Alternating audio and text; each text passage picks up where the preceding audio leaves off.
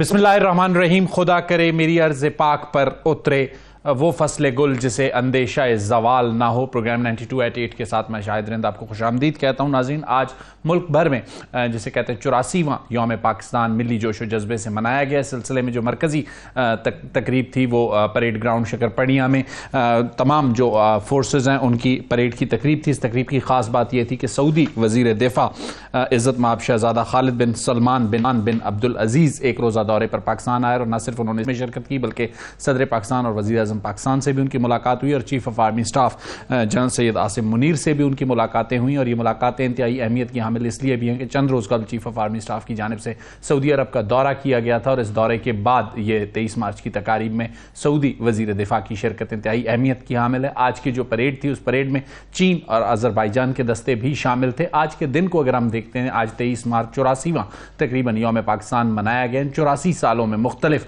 जिसे कहते हैं सूरत हाल हमारे सामने आती रही और गुजरती रही, लेकिन आज के दिन को अगर हालिया सूरत हाल में हम देखते हैं तो बड़ा सियासी तौर पर पुरसुकून दिन अगर मैं कहूं तो गलत नहीं होगा। और क्या रोज पाकिस्तान में ऐसे सियासी तौर पर एक पुरसुकून दिन नहीं हो सकता और क्यों नहीं हो सकता, इस पर बात करने के लिए जो डिस्टिंग्विश पैनल आज हमें ज्वाइन करेगा उसमें पाकिस्तान तहरीक इंसाफ से शौकत यूसुफजई साहब हमारे साथ होंगे, पाकिस्तान पीपल्स पार्टी से हसन मुर्तजा साहब, पाकिस्तान मुस्लिम लीग नून से आबिद शेर अली साहब। इस सारी सूरत हाल पर बिलखुसूस सियासी क़यादत से ये सवाल उठाएंगे कि 84 साल बाद क्या आज हमें एक बार फिर जैसे हमने यौम पाकिस्तान के लिए करारदाद पाकिस्तान इस दिन लाई थी, क्या आज सियासी कुव्वतों को यह ज़रूरत नहीं है कि वो मुल्क में एक बेहतर सियासी और माशी इस्तेहकाम के लिए ग्रैंड नेशनल डायलॉग या ग्रैंड डिबेट का आगाज़ करें और जो भी जिसे कहते हैं सियासी अदावतें हैं उन्हें कुछ कम करने की कोशिश करें। डिस्टिंग्विश पैनल के सामने ये सवाल रखेंगे। आबिद शेर अली साहब पाकिस्तान मुस्लिम लीग नून से हमें ज्वाइन कर चुके हैं, शौकत यूसुफजई साहब पीटीआई से। शौकत यूसुफजई साहब से गुफ्तगू का आगाज़ करता हूँ। शौकत साहब, सबसे पहला सवाल, 84 साल हो गए यौम पाकिस्तान, आज हमने 84वां यौम पाकिस्तान मनाया है, लेकिन आज जिस किस्म की सूरत हाल ओवरऑल मुल्क में है, जो पॉलिटिकल टर्मोइल है, जो इकनॉमिक टर्मोइल है, उसे ख़त्म करने के लिए आपको नहीं लगता कि एक बार फिर उसी विल की ज़रूरत है जो 23 मार्च 1940 को थी? बिस्मिल्लाहिर्रहमानिर्रहीम। बहुत शुक्रिया जी। देखिए, पाकिस्तान पे तो किसी को इख्तिलाफ नहीं है पाकिस्तान के इशू पे, और पाकिस्तान का नजरिए के ऊपर किसी को इशू नहीं है। इशू है तो वो जो पॉलिटिकली जिन्होंने पैदा किए उस पे इशू है कि हम पाकिस्तान इसलिए बना था ना कि सबको बराबर के हकूक मिलेंगे। पाकिस्तान जो है वो सबके हकूक का तहफ़्फ़ुज़ करेगा, डेमोक्रेसी होगी इस मुल्क के अंदर। तो आप मुझे बताएं कि क्या डेमोक्रेसी अपनी असली सूरत में है इस वक्त इस मुल्क में? इलेक्शन हुआ और इलेक्शन के बाद तो ये होना चाहिए था ना कि हार्मनी होती, जिसको जो आवाम ने मैंडेट दिया वो मैंडेट लेकर असम्बली में पहुंचते, फिर वो हुकूमत बनाते, तो आज हार्मनी होती। लेकिन बदकिस्मती ये है कि मैंडेट जो है वो किसी को नहीं दिया जाता। यही वजह है आज हम अगर आज भी किसी को समझ आ जाए तो ये अच्छी बात है, और जो आवाम फैसला करे उस फैसले को तस्लीम किया जाए। हमने देखा कि जब जब हमने आवाम के मैंडेट को तस्लीम नहीं किया तो पाकिस्तान को नुकसान हुआ है। आज भी पाकिस्तान को जिन चैलेंजेस का सामना है, एक तो जो पड़ोस ममालिक हैं उनके साथ हमारे ताल्लुकात का क्या सूरत हाल है इस वक्त, और फिर जो बैरूनी कुव्वतें हैं उनके साथ हमारे क्या सूरत हाल है। तो हम अगर खुद आपस में मजबूत होंगे, असम्बलियों में पॉजिटिव डिबेट होगी और पाकिस्तानी आवाम की बात होगी, इश्यूज डिस्कस होंगे, तो तब जाके हमारी इज्जत भी होगी ना। लेकिन हम बदकिस्मती देखें कि इलेक्शन के दौरान भी हम एक दूसरे के पीछे बातें करते हैं, जब इलेक्शन खत्म होता है फिर उसके बाद फिर नए सिरे से शुरू हो जाते हैं। क्यों? कि उस ट्रू डेमोक्रेसी का वो जो शेप है वो सामने नहीं आ रहा है। वो मैंडेट जब तक आप तस्लीम नहीं करेंगे आवाम की, बिल्कुल ठीक हो गया। उसमें हर एक वो है कसूर है, किसी एक का कसूर नहीं है, सबका कसूर है। अगर हम आज भी चाहते हैं कि पाकिस्तान हर एक का कसूर है, आपका पॉइंट, इज्जत हो, वकार हो, आपका शौकत यूसुफजई साहब, आपका पॉइंट आ गया। आप कह रहे हैं कि पाकिस्तान पर कोई इख्तलाफ राय नहीं है, लाजमी सी बात है जमहूरियत और सियासत और इंतखाबात के मामले पर आपके कुछ तहफ़्फ़ुज़ात हैं। मैंने चूंकि ये बात इसलिए की कि आज एक बार फिर हम दोबारा बातचीत का आगाज़ करें, क्योंकि आज भी आसिफ अली जरदारी साहब ने यही बात की कि सियासी कुव्वतों को बैठ कर बात करनी होगी और मेरा ख्याल है इसी से रास्ता निकलना है। आबिद शेर अली साहब, आपको नहीं लगता कि जो बात आज आसिफ अली जरदारी साहब ने की, हुकूमत को चाहिए कि वो एक कदम आगे बढ़ाए, शौकत यूसुफजई साहब हों या पीटीआई के लोग हों, उनसे कोई बात करे। एक मौका आपके पास आ रहा है। आज का दिन जैसे मैंने कहा ना, बगैर किसी पॉलिटिकल टर्मोइल के बड़े सुकून से गुजरा। हर आने वाला दिन अगर ऐसे ही गुजरे तो पाकिस्तान में जो इकोनॉमिक क्राइसिस है, जो पॉलिटिकल टर्मोइल है, वो कम हो सकता है। आबिद शेर अली साहब, बहुत शुक्रिया आपका। मैं बिल्कुल आपकी बात पर इत्फाक करता हूं, और हमें एक ग्रैंड पॉलिटिकल डायलॉग करने होंगे। पाकिस्तान की इकॉनमी को बेहतर करने के लिए एक चार्टर ड्रॉ करना होगा, एक लाइन ड्रॉ करनी होगी कि ये मुल्क पाकिस्तान सबका है। अब इलेक्शंस हो गुजरे, हमें भी 2018 में शदीद तहफ़्फ़ुज़ात थे। अब भी मुझे शौकत यूसुफज़ई से ज़्यादा तहफ़्फ़ुज़ात हैं मेरे हल्के के इलेक्शंस के अंदर। जो नादरा ने 70,000 वोट मेरा ऊपर नीचे करके दूसरे हल्कों में फेंक दिया, बाहर से वोट इधर आ गया, और मुझे शदीद तहफ़्फ़ुज़ात हैं उसके भी ऊपर जो सेंसस हुआ और उसके नतीजे में जो हल्कों में उखाड़ बुखाड़ हुई हमारे वोटर लिस्टों में। तो मैं इसके बावजूद बिल्कुल यूसुफज़ई साहब को और इन तमाम पॉलिटिकल पार्टीज़ को कहूँगा कि अब पाकिस्तान की गरीब आवाम, पाकिस्तान के मज़दूर, पाकिस्तान के पावरलूम्स के लोग, इंडस्ट्री के लोग, अब वो हमें हमारी तरफ देख रहे हैं। अगर फेलियर हुआ तो ये तमाम पॉलिटिकल पार्टीज़ का फेलियर होगा, और ये फिर भूल जाएं कि इलेक्शन सिलेक्शन जो भी इलेक्शन होंगे, हमें मिल बैठ कर एक आप बिल्कुल गेम रूल बनाए होने चाहिए। इलेक्शन अमेंडमेंट लॉ आना चाहिए।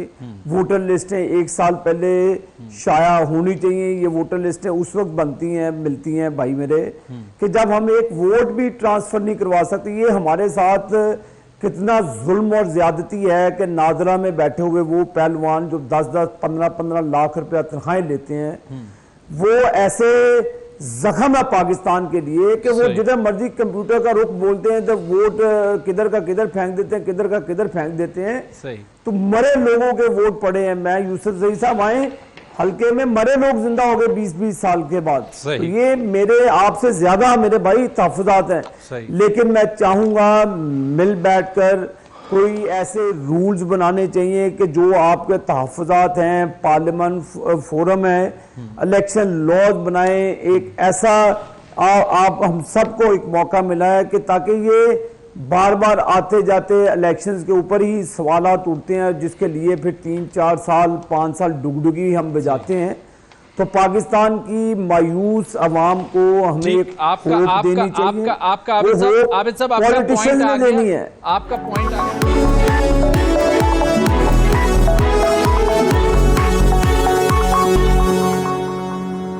हसन मुर्तज़ा साहब पाकिस्तान पीपल्स पार्टी से हमारे साथ हैं। हसन मुर्तज़ा साहब, चूंकि 84वां यौम पाकिस्तान आज हमने मनाया और मैंने ज़रा कोशिश की कि सियासी गुफ्तगू के बजाय मुस्बत गुफ्तगू से आगाज़ करें। शौकत यूसुफज़ई साहब का ये पॉइंट था कि पाकिस्तान पर, रियासत पर कोई मसला नहीं है, कुछ मामलात हैं वो जमहूरियत, इलेक्शन, इनको लेकर पाकिस्तान तहरीक इंसाफ के एग्रीवेंसेस हैं, और अगर वो एग्रीवेंसेस दूर होते हैं तो चीज़ें आगे चल सकती हैं। आबिद शेर अली साहब का पॉइंट ये था कि वो कहते हैं तहफ़्फ़ुज़ात उनके भी हैं, लेकिन पाकिस्तान के लिए आगे बढ़ना होगा। हसन मुर्तज़ा साहब, आज के दिन आसिफ अली जरदारी साहब ने दोबारा एक जेस्चर वही दिया कि सियासी लोगों को बैठना होगा।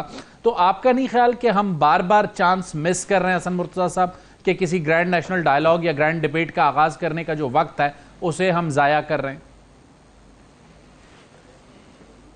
आपने मुझे मौका दिया।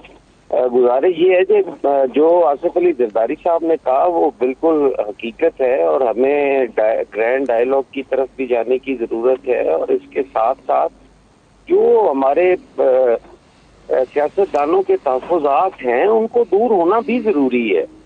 हमें कतई ये सोच नहीं लेना चाहिए कि आज पाकिस्तान कहाँ पे खड़ा है, कल कहाँ पे खड़ा था। हमें ये देखना चाहिए कि हमने अपनी इस रविश से इस मुल्क को दिया क्या है। आज हमारे लोग जो हैं वो निगहबान राशन की तरफ देख रहे हैं, कल वो लंगर खानों में फंसे हुए थे। ये कब तक इस कौम को बिल्कुल भिखारी बना दिया गया है, वो कोई दौर भी हो। मैं समझता हूँ कि हमें इनकी बेहतरी के लिए कोशिश करनी चाहिए। हमें डायलॉग की तरफ जाना चाहिए, और हमारे जो दोस्त पीटीआई के हैं उनको भी इस चीज की वो भी जानते हैं इस चीज को, वो भी सियासतदान है ना। चलो चंद एक उनमें ऐसे ज़हन होंगे जो इंतशार चाहते होंगे या लड़ाई झगड़ा चाहते होंगे, लेकिन अक्सरियत लोग उनमें बेहतर आदमी हैं। वो चाहते हैं कि हम बातचीत के जरिए मामलात को हल करें। और आप अगर माजी में देखें तो बातचीत के जरिए 73 का कॉन्स्टिट्यूशन हमने पास किया, और उस वक्त इस जो आज की हमारी सियासी कद काठ है, इससे कई बड़े कदावर शख्सियात मौजूद थे, बिल्कुल, और उन्होंने मिल बैठकर उस चीज को मुत्तफिका तौर पे मंजूर किया, जो आज भी हम सारे कहते हैं कि 73 के आइन को जो है उस पे अमल दरामद होना चाहिए और ये हो और वो हो। तो हम बातें तो करते हैं, लेकिन हम प्रैक्टिकली उस तरफ नहीं जा रहे, जिसकी वजह से इंतहाई जो है वो हमारे मुल्क का भी नुकसान है। आज के इलेक्शन अगर कोई दोस्त ये समझता है कि आज का इलेक्शन जो है उसके रिजल्ट्स ठीक नहीं है और उस पर तहफ़्फ़ुज़ात है, तो 18 में क्या हुआ था? 18 में RTS नहीं बैठा, 18 में धांधली नहीं हुई, सही, और फिर किस तरीके से प्री पोल रिगिंग हुई? सही। तो आप समझते हैं हसन मुर्तज़ा साहब के माजी को बुला के आगे चलना होगा। इससे पहले कि मैं शौकत यूसुफजई साहब के पास दोबारा जाऊं, मैं चाहूंगा आबिद शेर अली चूंकि रूलिंग पार्टी से ताल्लुक रखते हैं, PMLN सेंटर में रूल कर रही है। आबिद शेर अली साहब, हम जब भी पाकिस्तान तहरीक इंसाफ के लोगों से ये बात करते हैं तो वो ये कहते हैं कि कदम हुकूमत को आगे बढ़ाना होगा अगर हुकूमत ने बातचीत करनी है। आपके ख्याल में क्या CBMs हो सकते हैं जो आप लोग ऑफर कर सकते हैं PTI को? किन बुनियादों पर गुफ्तगू का आगाज कहीं ना कहीं से तो होना है? आबिद शेर अली साहब, देखिए जी, वज़ीर आज़म पाकिस्तान शहबाज शरीफ साहब की आप नेशनल असम्बली की स्पीच उठाएं, उनमें उन्होंने PTI के दोस्तों को कहा है क्या है मुल्क के लार्जर इंटरेस्ट के लिए इकट्ठे बैठें, बैठ के तमाम मसाइल का हल टेबल के ज़रिए होता है। रोड शो के ज़रिए आप माजी में भी चले जाएं, चीन के वज़ीर आज़म प्रेसिडेंट ने आना था, जिस तरह धरने दिए गए, जिस तरह मुआशी तरक्की को रोका गया। हम चाहते हैं कि PTI के दोस्त बैठे पार्लियामान के ऊपर अंदर बैठे हुए, ये सुन्नी इत्तेहाद का हिस्सा है चाहे जिसका भी हिस्सा है, बैठकर मसाइल का हल टेबल के जरिए होगा। लड़ाई झगड़े से आगे भी सियासतदानों का नुकसान हुआ है, जेलें सियासतदानों के नसीबों में होती हैं। आगे भी अगर यही रविश रही तो जेलें और बुराई सारी सियासतदानों के पलड़े में आएंगी। तो ये इसके लिए मैं चाहता हूं कि रोड मैप बनना चाहिए इकोनॉमी का। बाकी पॉलिटिकल डिफरेंसेस हैं, शौकत यूसुफजई साहब की अपनी पार्टी है, उनके एक अपने व्यूज़ हैं, हम उनकी रिस्पेक्ट करते हैं। हसन मुर्तज़ा साहब की पार्टी की है, इनके अपने व्यूज़ हैं, हम उनसे भी रिस्पेक्ट करते हैं। हर पॉलिटिकल पार्टीज के अपने अपने व्यूज़ होते हैं और अपने अपने मैनिफेस्टो पे वो इलेक्शन लड़ते हैं। जब आप पार्लियामान के अंदर आ जाएं और कौम भूखी और फलाज, कभी सेहत कार्ड के जरिए उनको ओबलाइज किया जाता है, कभी बेनजीर इनकम सपोर्ट प्रोग्राम के जरिए उनको ओबलाइज किया जाता है, कभी राशन देकर आपने कौम को लंगर खानों के ऊपर भिखारी बना दिया। खुदारा इंडस्ट्री को चलाएं, इंडस्ट्री के लिए बैठकर सोचें इससे पहले कि वो तूफान, वो लावा हम सबके घरों की तरफ आ जाए, जो जिसके निशाने पे हम तमाम सियासतदान हिट लिस्ट पे हैं। सही। तो मेहरबानी करके आने वाला वक्त बड़ा खौफनाक है। अगर हमने महंगाई के उस आग को ना रोका, मेरे भाई मैं आपको बताऊं, बिजली के बिल, गैस के बिल, ये लोगों के लिए वबाले जान। बिल्कुल ठीक हो गया। शौकत यूसुफजई साहब, आबिद साहब एक मिनट पर इसका हल निकालना। आबिद साहब एक मिनट के लिए आपको यहाँ रोकूंगा। शौकत यूसुफजई साहब, आबिद शेर अली की गुफ्तगू से और हसन मुर्तज़ा की गुफ्तगू से ऐसा तासुर मिलता है मुझे कि वो कहते हैं कि आए एक बार बैठें, सबसे पहला चैलेंज इकोनॉमी है, उसके लिए कोई चार्टर करें, उसके लिए चीजों को ठीक करें और आगे चल के इलेक्शन रूल्स में भी अगर आप जो भी बेहतरी चाहते हैं। आबिद शेर अली और हसन मुर्तज़ा दोनों की गुफ्तगू से ये लगा दोनों ये चाहते हैं कि इलेक्शन का निजाम बेहतर हो। तो आपका और हुकूमत का डिफरेंस शौकत यूसुफजई साहब सिर्फ ये लगता है कि प्लान 1 और प्लान B, जो A और B को आगे पीछे करने का मामला है, डिफरेंस सिर्फ यहां पर आ रहा है। शौकत यूसुफजई साहब, नहीं देखें, आपने ग्रैंड डायलॉग की बात की। ग्रैंड डायलॉग तो देखें उसके लिए आपने जमीन बनानी पड़ती है ना, उसके लिए आपने उसी तरह एनवायरनमेंट क्रिएट करना पड़ता है। तो एनवायरनमेंट तो क्रिएट नहीं हो रहा है। हमारे सारे लोग, अभी भी बहुत सारे लोग जेल में हैं, हमारे लीडर जेल में है। यानी सियासी तौर पे हमें जिस तरीके से दबाया गया इलेक्शन के दौरान भी और अभी भी एक दीवार से लगाने की पूरी कोशिश हुई, हमारा मैंडेट छीना गया, फिर उसके बाद हमारी मखसूस नशिस्तें छीनी गई। तो ये सारा करके ना, तो उसके बाद फिर आप कहें कि जी आप आ जाए, हम आपके साथ बात करना चाहते हैं, तो देखिए उसके लिए आपने एनवायरनमेंट क्रिएट करना होगा। अदरवाइज देखिए धरने की बात हमें कही जाती है कि इन्होंने धरने दिए, तो धरना किस दौर में नहीं हुआ आप बताएं। मैं आपको बताऊं, हमारे दौर में भी हमारे जी मैंने कहा एक छोटा सा सवाल ले लीजिए। आप ये कहते हैं कि एनवायरनमेंट उस वक्त क्रिएट होगा जो आपके पॉलिटिकल वर्कर्स अरेस्ट हैं, आपकी पॉलिटिकल लीडरशिप अरेस्ट है, उनको रिलीफ दिया जाए, फिर बातचीत का आगाज होगा। नहीं, सबसे पहले तो मैं उसकी बात कर रहा हूं ना कि जो हमारा, देखिए इलेक्शन किस लिए कराए गए? इलेक्शन इसलिए कराए गए कि अवाम अपने लीडर मुंतखब करे। अवाम को पहले तो जो प्री पोल रिगिंग हुई हमारे साथ, ठीक है, अब अरशद अली साहब के साथ भी हुई होगी, इंडिविजुअली बहुत सारे लोगों के, लेकिन क्यों हुई है? ये तो बहुत बड़ा क्वेश्चन है, किसने की है? तो ये मैं कहना चाहता हूं कि हमसे तो देखे प्री पोल रिगिंग में हमें मतलब ये कि मैं इलेक्शन में खड़ा था, मुझे पहले नाअहल किया गया, हालांकि मैं 2 दफा इलेक्टेड असेंबली का मेंबर रहा, मिनिस्टर रहा, फिर भी मुझे नाअहल कर दिया गया, फिर जाके कोर्ट से हमने बहाल हुए। इस तरह करते करते बहुत सारे लोगों के साथ ये हुआ, और फिर उसके बाद जो इलेक्शन के दिन हमारे साथ जो कुछ हुआ, तो ये सारी वो चीजें हैं ना कि आपने ये हर इदारे को अपने डोमेन में रहना पड़ेगा, तब जाके हालात ठीक होंगे। अगर हम इक़्तिदार में आने के लिए किसी भी इदारे का सहारा लेंगे तो फिर जो है ना, फिर हालात दुरुस्त सीमित में नहीं जा सकते, फिर तो कंट्रोल डेमोक्रेसी रहेगी। और अभी भी हम यही देख रहे हैं, कंट्रोल डेमोक्रेसी है। हम एक अदालत में जा रहे हैं, कभी दूसरी अदालत में जा रहे हैं, हमने कहा हम असम्बलियों में बैठते हैं, हमने कहा हम अपोजिशन में बैठते हैं, हुकूमत बेशक नवाज शरीफ साहब करे, पीपल्स पार्टी करे, लेकिन फिर भी उन्होंने हमें मखसूस नशिस्तें नहीं दी।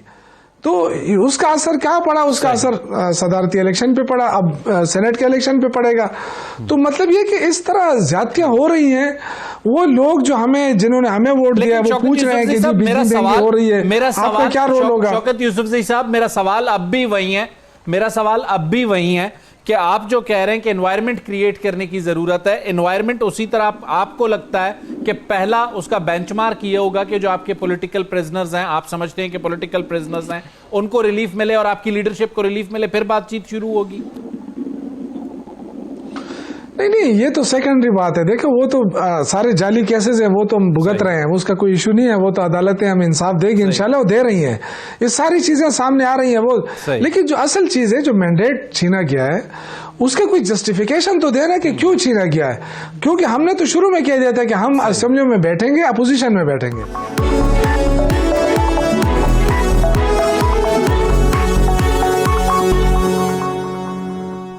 वेलकम बैक नाजरीन। आबिद शेर अली साहब प्रोग्राम में ब्रेक से पहले पॉलिटिकल विक्टिमाइजेशन के मामले पे कुछ सवालात रख रहे थे शौकत यूसुफजई साहब के सामने। एक सवाल हसन मुर्तज़ा साहब ने भी उठाया कि जो भी इन इलेक्शन की धांधलियों के हवाले से पाकिस्तान तहरीक इंसाफ के तहफ़्फ़ुज़ात हैं, रिलीफ तो उन्हें किसी कानूनी फोरम से ही मिलना है और उसी कानूनी फोरम पर जाए बगैर रिलीफ नहीं मिला जा सकता। शौकत यूसुफजई साहब, मैं चाहूँगा कि दोनों सवाल जो आबिद शेर अली साहब ने आपके सामने रखा कि 9 मई से पहले या 9 मई के बाद, 9 मई के केसेस के अलावा क्या पॉलिटिकल विक्टिमाइजेशन आपके साथ या आपकी जमात के साथ हुई, और दूसरा जो हसन मुर्तज़ा साहब ने कहा कि जो भी आपका धांधली का मामला है, जो भी आपके तहफ़्फ़ुज़ात हैं, दूर होने चाहिए। दोनों मेहमानों का ये मौक़िफ़ है, लेकिन उनका ये कहना है कि किसी फोरम से ही आपको मिल सकता है। शौकत यूसुफजई साहब,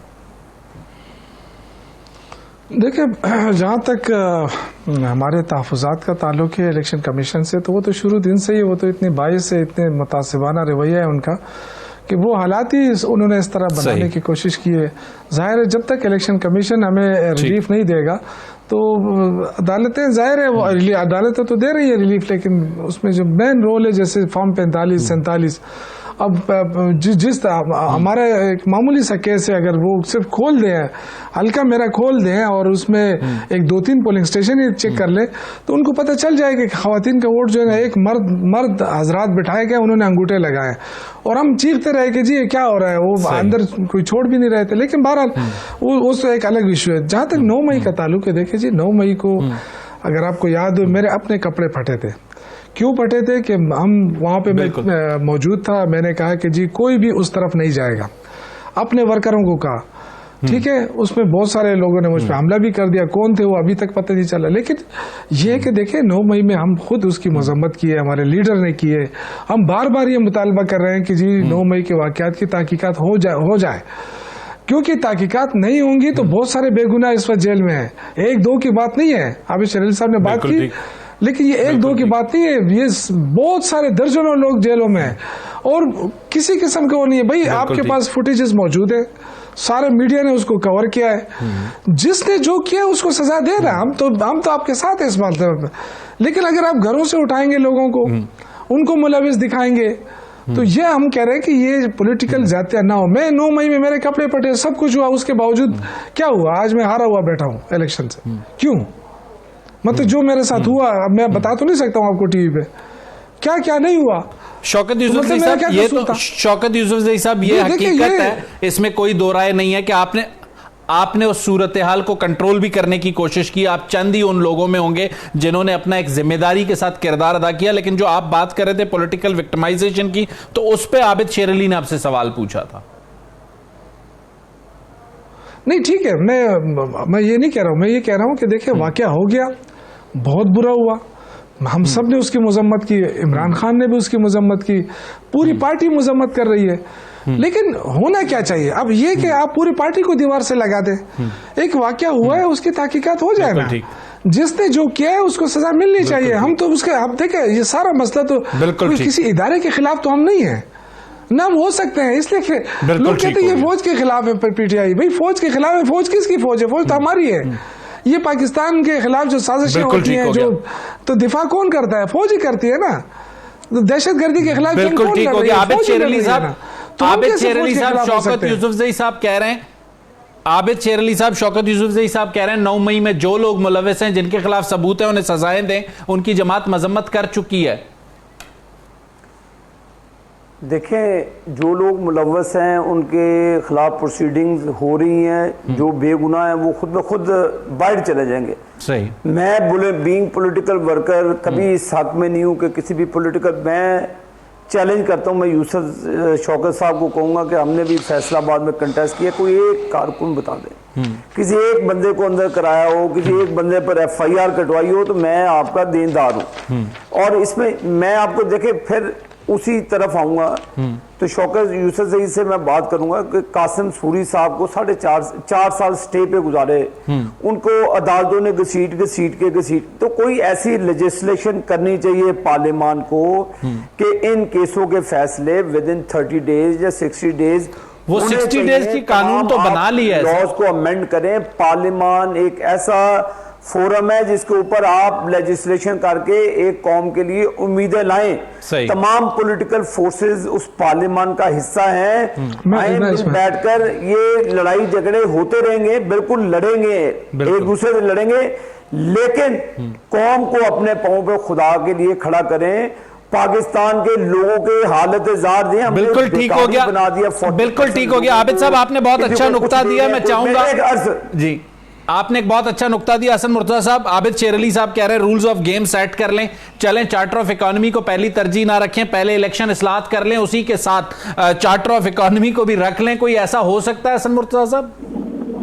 किसी होना चाहिए, किसी न किसी को, और फिर हुकूमत अगर कोई सरेंडर करती है, रियासत माँ होती है, अगर वो अपने बच्चों के सामने सरेंडर कर दे तो बेइज्जती कोई नहीं है। सही। किसी न किसी को तो ये करना होगा, किसी न किसी को अपने अना की खोल से निकलना होगा। देखिए अभी बात हो रही थी जी के वीडियोस मौजूद हैं, बिल्कुल वीडियोस मौजूद हैं, ऑडियोज मौजूद हैं, उनकी मौजूदगी में बिल्कुल इंक्वायरी होनी चाहिए। जिसने जो बयानात दिए हैं वो तो सबके सामने है। खान साहब ने उनकी वीडियो नहीं जारी हुई थी कि जब मुझे गिरफ्तार करोगे तो ये रिएक्शन तो आएगा, और फिर घर से निकलते हुए उन्होंने नहीं कहा कि यही अपने कारकुनान को, सारों को इश्तियाल अंगेज गुफ्तगू नहीं होती रही। फिर यास्मीन राशिद साहिबा ने जो कहा, फिर मुराद सईद साहब की जो वीडियो आई, ये बिल्कुल उनकी रोशनी में फैसला होना चाहिए जी। इसमें कोई किसी को भी इसमें नहीं करना चाहिए कि कोई कहे जी कि 9 मई की मजम्मत उसारों ने की है। अब मजम्मत कर देना तो काफी नहीं है, उसका अदाला होना चाहिए। जो बेगुनाह कारकुनान है बिल्कुल उनको छोड़ना चाहिए। अगर गुनहगार भी हैं तो उनको रिलीफ देना चाहिए। कारकुन बेचारा तो अपनी क्यादत के पीछे होता है ना। बिल्कुल ठीक। अब क्यादत उसकी उसको इस कदर लेके चल पड़े। मैं समझता हूँ कि ये जो एक प्रेस कॉन्फ्रेंस करके जो बेगुनाह हुए हैं और जिनको खुला मैदान दिया गया है, दरअसल तो उनको सजाएं होनी चाहिए। बिल्कुल ठीक। दरअसल तो वो कल्प्रेट है। ये बेचारा कारकुन तो सियासी कारकुन है, वो अपनी क्यादत के साथ उसकी मोहब्बत होती है, अकीदत होती है, वो उनका फॉलोअर होता है, जो बात वहां से होती है उसको फॉलो करता है। बिल्कुल ठीक हो गया। शौकत यूसुफजई साहब, लास्ट मेरे पास 30 सेकंड्स है, मैं चाहूंगा आपका कमेंट लूं जाने से पहले। आपके ख्याल में जो, जैसे मैंने हसन मुर्तजा से सवाल रखा कि दो चीजें पहले कर लें, रूल्स ऑफ गेम, इलेक्शन के इस्लाहात के लिए पीटीआई आगे बढ़े, हुकूमत को क्या कमेटी बनाए, हम आपके साथ बैठते हैं, और चार्टर ऑफ इकोनॉमी के लिए क्या रास्ता है, बैठे, बाकी चीजें फिर हम बाद में कर लेंगे। देखिए, ये मैंने आपसे पहले कहा कि इसके लिए एनवायरनमेंट की ज़रूरत है। एनवायरनमेंट अभी नहीं है। देखिए, उस दिन हमने ऐलान किया कि जी हम अपने मैंडेट के लिए हम एहतजाज करेंगे। हमने पंजाब में एहतजाज किया। पंजाब में क्या हालत की हमारे वर्करों के साथ। अभी शरील साहब कह रहे हैं कि सियासी वर्करों के साथ कोई कितनी मार पिटाई की, कितनों को बंद किया, कितनों को मतलब तशद्दुद का निशाना बनाया गया। वो सिर्फ सिंपली एहतजाज कर, न किसी ने पत्थर तोड़ा मारा, न किसी ने गमला तोड़ा। खैबर पख्तूनख्वा में भी मुजाहरे हुए। वो सिर्फ ये वो होता है कि अपने हक के लिए आवाज उठाना पड़ता है, और ये डेमोक्रेसी में ये चीज है। लेकिन आप देखिए, पंजाब पूरा पुलिस स्टेट बन गया है। वहां पे उन्होंने ऐलान कर दिया कि जी यहाँ पे कोई हम नहीं छोड़ेंगे। तो ये कहाँ से सियासत होगी? फिर हम अपनी आवाज कहाँ उठाएंगे? आप बताएं मुझे। चलें शौकत यूसुफजई साहब, मेरे पास चूंकि वक्त कम है, मैं माजरत चाहूंगा, आपका पॉइंट बीच में मुझे काटना पड़ रहा है, लेकिन आप अपने उसी बात पर हैं कि अभी तक माहौल नहीं बना है। लेकिन माहौल बनेगा कैसे? माहौल बनाना आप सियासी लोगों ने ही है। वैसे जैसे हसन मुर्तजा साहब कह रहे थे और आबिद शेर अली साहब, आप भी इससे इत्तफाक करते हैं कि अगर माहौल नहीं बनेगा तो नुकसान तमाम सियासी कुव्वतों का होगा। नाज़रीन, एक छोटी सी ब्रेक लेंगे, ब्रेक के बाद आएंगे तो जरा बात करेंगे मिसिंग पर्सन के मामले की। ब्रेक के बाद वेलकम बैक नाज़रीन। बात करनी थी मिसिंग पर्सन्स की, और मिसिंग पर्सन्स का मामला लाजमी सी बात है, एक इंपॉर्टेंट मसला है। लेकिन 2 रोज़ कबल ग्वादर में एक दहशतगर्दों की जानिब से हमला किया गया। ग्वादर पोर्ट अथॉरिटी की जो रेजिडेंशियल बिल्डिंग है उसको निशाना बनाया गया, जिस निशाना बनाने की कार्रवाई को जिसे कहते हैं नाकाम बनाया सिक्योरिटी फोर्सेज ने, और इसमें 8 दहशतगर्द मारे गए और 2 सिक्योरिटी फोर्सेज के एहलकार शहीद हुए। लेकिन जब 8 दहशतगर्दों की शनाख्त हुई तो इसमें एक नौजवान दहशतगर्द जो है करीम जान वल्द फजल, जिसका ताल्लुक BSO से बताया जाता है और 2022 से बताया जाता है कि ये लापता थे, और इनकी फैमिली भी लापता अफराद के कैंप पे मौजूद थी और एहतजाज कर रही थी। ये पहला वाकया नहीं है। इससे चंद रोज कब अगर हम याद करें कि मच का एक वाकया हुआ था, मच में भी जब दहशतगर्दों की जानिब से हमला किया गया और जब उन्हें निशाना बनाया गया, दहशतगर्दों को सिक्योरिटी फोर्सेज ने जब उनको निशाना बनाया, तो उसके बाद जब शनाख्त हुई तो पता चला उनमें भी एक नाम जो है वो अब्दुल वदूद सातकजई, वो भी मिसिंग पर्सन की फहरिस्त में शामिल थे। इसी तरह माजी में भी कुछ ऐसे वाकयात हैं। 20 अक्टूबर को खारान का एक CTD का ऑपरेशन है जिसमें सलाल अहमद, शुक्रुल्लाह, वसीम सज्जाद और फरीदुल्लाह थे, ये भी मिसिंग पर्सन की फहरिस्त में शामिल थे। और एक और वाकया है राशिद हुसैन ब्रुई का, जो कि चाइनीज़ कॉन्सुलेट कराची पर हमले के जिसे कहते हैं उसमें मुलविस पाए गए, वो भी मिसिंग पर्सन की ही फहरिस्त में। तो ऐसे कई वाकयात हैं जो सामने आते रहे, और लाजमी सी बात है चंद माह कबल हमने इस्लामाबाद में ये देखा था कि मिसिंग पर्सन के मामले पर एक एहतजाज हुआ। ना सिर्फ एहतजाज हुआ बल्कि बहुत से लोगों का उस हवाले से नरम गोशा था। लेकिन इस सारी सूरत हाल के बाद उस पर मुकम्मल एक खामोशी है। इस सारी सूरत हाल पर बात करने के लिए डॉक्टर कमर चीमा, सिक्योरिटी उमूर के माहिर हैं, ब्रिगेडियर रिटायर्ड मसूद साहब हमारे साथ होंगे। ब्रिगेडियर रिटायर्ड मसूद साहब, सबसे पहला सवाल आपके सामने रखूंगा कि क्या है ऐसा मामला, चूंकि मिसिंग पर्सन्स के लिए जब यहां एहतजाज हुआ तो बहुत से लोगों का उनके लिए नरम गोशा था, सियासी कुव्वतों का, बहुत से जिसे कहते हैं सिविल सोसाइटी की तंजीमों का। लेकिन अब जब दहशतगर्दी की कार्रवाइयों में उन्हीं मिसिंग पर्सन्स के नाम आते हैं तो मुकम्मल एक खामोशी नजर आती है। जी हाँ, बहुत शुक्रिया। देखें कि ये जो मिसिंग पर्सन का जो इश्यू है, ये एक मुतनाज़ा कंट्रोवर्शियल बनाया गया है, अनफाउंडेड मिथ्स पे है जिसमें है, और एट टाइम इसको समझा नहीं गया है कि इसमें क्या है। फेक स्टोरीज पे ये इसको डिपेंड करता है, और जिसके तरीके से देखें इसमें जो असल मोटिव जो समझने वाली हैं एक तो ये है कि लोग इस इश्यू को रेज करके सियासी मफादात हासिल करना चाहते हैं। जिस तरीके से हमने देखा कि अख्तर मेंगल ने कहा कि 5000 मिसिंग पर्सन के हैं, जब उनसे लिस्ट मांगी गई तो उन्होंने 983 बंदों की लिस्ट दी। फिर इसके बाद जाती मफादात भी शामिल है जिसमें इसको उछाल के अपने मफादात के लिए करते हैं। और तीसरा ये जो मेन एम होता है कि हॉस्टाइल एजेंसीज के बिहाफ पे तो मलाइन करना कि बदनाम करना स्टेट ऑफ पाकिस्तान को और आर्म्ड फोर्सेस को।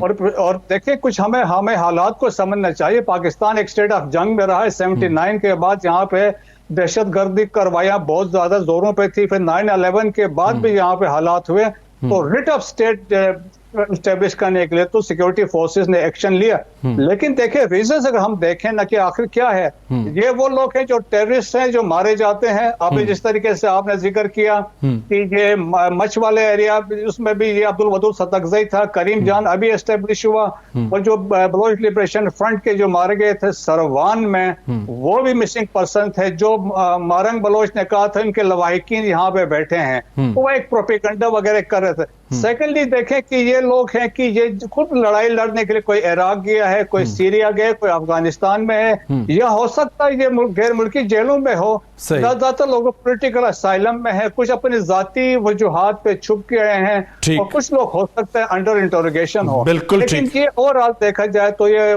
पॉलिटिकल माइलेज हासिल करने के लिए उसको उछाला जाता है। बिल्कुल ठीक। ब्रिगेडियर रिटायर्ड मसूद साहब, आपका पॉइंट आ गया। कमर चीमा साहब हमारे साथ मौजूद हैं। कमर चीमा साहब, मेरा सवाल अब भी वही है जो ब्रिगेडियर रिटायर्ड मसूद साहब से था कि जब ये मामला एहतजाज हुआ, डॉक्टर मारंग बलोच इस्लामाबाद में एहतजाज कर रही थी, हमने देखा बहुत से सियासी जमातों की जानिब से उन्हें सपोर्ट मिली, सिविल सोसाइटी ने उनकी सपोर्ट की, और बहुत से लोगों का ये मौक़िफ़ था, और बशमूल मेरे कि मिसिंग पर्सन एक मसला है और उसे हल होना चाहिए। लेकिन जो इस वक्त की सूरत हाल है, ये जो कार्रवाइयों में शनाख्त होकर जब सामने चीज़ें आती हैं, तो फिर उसके बाद खामोशी क्यों होती है? डॉक्टर कमर चीमा साहब। बहुत शुक्रिया शाहिद रेन साहब। देखिए, क्वेश्चन ये है कि बलूचिस्तान के अंदर जिस तरह के वहाँ पे हालात हैं, पॉलिटिकल पार्टीज और इंटरेस्ट ग्रुप्स के लिए ये एक चैलेंज बन गया है। जो मिसिंग पर्सन की बात नहीं करेगा, वो अगर उसको उछालेगा नहीं, बढ़ाएगा नहीं, हाईलाइट नहीं करेगा, तो वो समझेंगे इसकी सियासत। सो एक पॉपुलिस्ट इशू के तौर पे वहाँ पे देखा जा रहा है। क्वेश्चन ये है कि जो आपको पता है कि एक इस सिलसिले में गुमशुदा अफराद के लिए एक कमीशन भी बना था जो कि 2011 से अपना काम कर रहा है। क्वेश्चन ये है कि इस बात को 13-14 साल हो चुके हैं। बहुत सारे लोग इनमें से ईरान और अफगानिस्तान, पाकिस्तान के अंदर मारे जा चुके हुए हैं। लेकिन क्योंकि जैसे आपने बात की, अभी ब्रिगेडियर साहब भी बात कर रहे थे, क्वेश्चन ये आता है कि ये डाटा के साथ हम कैसे इस मसले को हल करेंगे। सो डाटा कहाँ से आएगा, किसके पास एक्यूरेट डाटा है, कौन अपना ये बयान दे सकता है। मैं समझता हूँ ये वहाँ के लोगों को इस चीज को महसूस करना चाहिए, हमारे भाई और बहनों को, कि जब तक रियासत के साथ मिलके एक नए सिरे से इस पे डायलॉग नहीं होती, बात नहीं होती, हम किसी एक लॉजिकल कंक्लूजन पे, अगर आपने इस मसले को पॉलिटिकल क्वार्टर्स में दे दिया तो वो इस मसले को कहीं सुलझने नहीं देंगे। इस मसले को अगर आपने वाकई हल करना है तो हमें सीरियस स्टेक होल्डर्स जिनके पास रियल पावर है उनके साथ बैठना पड़ेगा, और उनके साथ विद डाटा। सियासी अंदाज में तो आप कहते रहेंगे 2000 है, 5000 है, 10,000 है, वो पॉलिटिक्स है। जलसा जुलूसों में भी हमने देखा, आपने देखा हो कि जब मारंग बलोच हमारी बहन जो है, she has all the right for the protest whatever she wants, जब वो यहाँ पे आई तो एक हमारे हमसाया मुल्क पाकिस्तान ने एयर स्ट्राइक की तो उन्होंने कहा खुश ना हो, ये हमारे ही लोग थे, ये हमारे ही हैं। सो क्वेश्चन ये है कि जब लोग यहाँ पे नहीं है और आपको पता है वो कहाँ कहाँ मौजूद हैं, तो फिर आए उनको मिसिंग पर्सन तो ना कहना। मिसिंग पर्सन का इश्यू मौजूद है। ये डॉक्टर कमर चीमा साहब, आपने जो एक पॉइंट दिया वो एक बहुत इंपॉर्टेंट पॉइंट है, लेकिन चंद रोज का बिलावल भुट्टो जरदारी, चूंकि पाकिस्तान पीपल्स पार्टी की इस वक्त बलूचिस्तान में हुकूमत है, उन्होंने कुछ गुफ्तगू क्वेटा में की, मैं चाहूंगा वो आपको सुनवाऊं। और फिर जो आपने पॉइंट उठाया कि सियासी जमातों के बजाय स्टेक होल्डर्स बैठें, मुमकिन तौर पर आप ये कह रहे हैं कि जो सिक्योरिटी के इदारे हैं उनके साथ बैठा जाए, लेकिन अगर बिलावल के नुक्ते को सुने तो उस पर फिर बात को आगे बढ़ाते हैं। नाज़रीन सुनिएगा बिलावल भुट्टो जरदारी ने क्वेटा में चंद रोज कबल क्या कहा। जहां तक मिसिंग पर्सन का इशू है, ये एक कंटेंशियस इशू रहा है, एक कंट्रोवर्शियल इशू रहा है, और हमारा कोशिश ये भी होगा अपना रेकंसिलिएशन के पॉलिसी के मुताबिक हम ऐसा पार्लियामान में एक कमेटी बनाएं जो पार्लियामानी कमेटी का कोशिश हो कि इस इशू को भी हम मिल बैठ के एड्रेस करें। डॉक्टर कमर चीमा साहब, आपने सुना बिलावल ने जो बात की, अगर बलूचिस्तान की प्रोविंशियल असेंबली से कोई कमेटी बनाई जाती है, वो कमेटी लॉ एंड ऑर्डर से ताल्लुक रखने वाले जो इदारे हैं उनको भी साथ बिठाए, और जो लवाहिकीन है मिसिंग पर्संस के उनको भी अगर साथ बिठाए, और वंस फॉर ऑल इस नंबर को सेटल किया जाए कि आया ये 5000 है, 500 है या 5 है, और फिर उसके लिए रिकंसिलेशन जो भी जिस तरह की सूरत हाल है उसके लिए जो CBMs लेने की जरूरत है, जो TORs बनाने की जरूरत है, आपको नहीं लगता कि ये एक बेहतर तरीका होगा इस इशू को रिजॉल्व करने का? रिंद साहब, और क्या इशू और क्या तरीका हो सकता है इशू को हल करने का? यही तरीका है कि आप एक पॉलिटिकल फ्रेमवर्क के अंदर एक ओपन हार्ट के साथ, खुले दिलों के साथ बैठें, जिसमें जो हमारे वो लोग हैं जो इस मुतासरीन है, जो कहते हैं कि हमारे भाई जो हैं या हमारे वालिद जो हैं वो मिसिंग हैं, उनको भी बिठाया जाए, रियासत भी बैठे, और इसमें एक लॉन्ग, वो जिसे कहते हैं ना कि इसमें एक ओपन डायलॉग होना चाहिए। ये बेशक बलोचिस्तान असेंबली में करवाएं इसको, अगर बलोचिस्तान के वो हमारे बहन भाई जो इससे मुतासर हैं इस इशू से, अगर वो चाहते हैं मरकज से किसी किस्म की सपोर्ट चाहिए, पॉलिटिकल पार्टीज को वहां पे लेके जाना है, तो इस मसले को हल करें। अगर हम मिलके इकट्ठे होके अपने मसले हल करेंगे तो देन हमारे मुल्क की डायरेक्शन भी होगी। देखिए, इस वक्त अभी पाकिस्तान के अंदर अभी आर्मी चीफ सऊदी अरब गए हुए थे। क्वेश्चन ये है कि बहुत बड़े पैमाने पे इन्वेस्टमेंट्स आने वाली हैं, मुल्क की डायरेक्शन तय होने लगी है। एक तरफ आप देखते हैं बलोचिस्तान, अफगानिस्तान की तरफ से अभी हाल ही में जो पाकिस्तान ने एयर स्ट्राइक की, हमने अपने आप को महफूज करना है। अगर हम इंटरनली यूनाइट नहीं होंगे तो how can we move forward? इसको हर कीमत पे देखिए, CM बलोचिस्तान ने भी इस पे बात की है, मैं समझता हूं PM भी इस पे बात करें और बलोचिस्तान जाए, जिससे बात करनी पड़ती है करें, लेकिन एक डायरेक्शन तय हो जाए वंस फॉर ऑल, ताकि हम डिस्ट्रैक्ट ना हो। रिंद साहब, हमारा सबसे बड़ा मसला है हम डिस्ट्रैक्ट हो जाते हैं। बिल्कुल ठीक हो गया कमर चीमा साहब, मेरे पास चूंकि लास्ट 3 मिनट, बिल्कुल ठीक, मेरे पास लास्ट 2 से 3 मिनट है। चाहूंगा कि 30 सेकंड्स में ब्रिगेडियर रिटायर्ड मसूद साहब अपना कमेंट दें। सर, आप कमर चीमा साहब के इस पॉइंट से एग्री करते हैं कि पॉलिटिकल ओनरशिप के साथ इस मसले को वंस फॉर ऑल सेटल किया जाए?